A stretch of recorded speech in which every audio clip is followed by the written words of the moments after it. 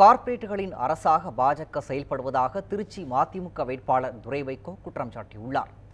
ஸ்ரீரங்கம் பகுதியில் அவர் பிரச்சாரம் மேற்கொண்ட போது பேசியதை மகாயுத்த மேடை பகுதியில் தற்போது பார்க்கலாம்.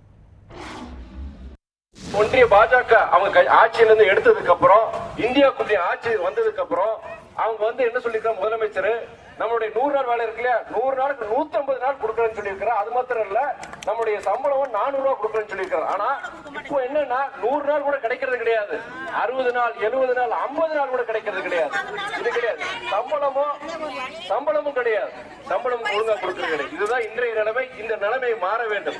அதே மாதிரி விவசாயிகள் நிறைய இருக்கிறீங்க, விவசாயிகளோட நிலைமை பார்த்து விவசாய கடன்களை பாத்தீங்கன்னா அவங்க ரத்து பண்றது கிடையாது. ஆனா கார்பரேட் நிறுவனங்களுடைய கடனை கிட்டத்தட்ட 15 லட்சம் கோடி கடனை கார்பரேட் நிறுவனங்களுடைய கடனை ரத்து செஞ்சிருக்கிறாங்க நம்முடைய ஒன்றிய பாஜக. ஆனா விவசாயிகளுடைய 75,000 கோடி கடனை அவங்க ஒண்ணுமே செய்யல. இது கார்பரேட்டுகளுக்கான அரசு தான் என்னுடைய பாஜக அரசு. இந்த ஆட்சி மாற்றம் ஏற்பட வேண்டும்.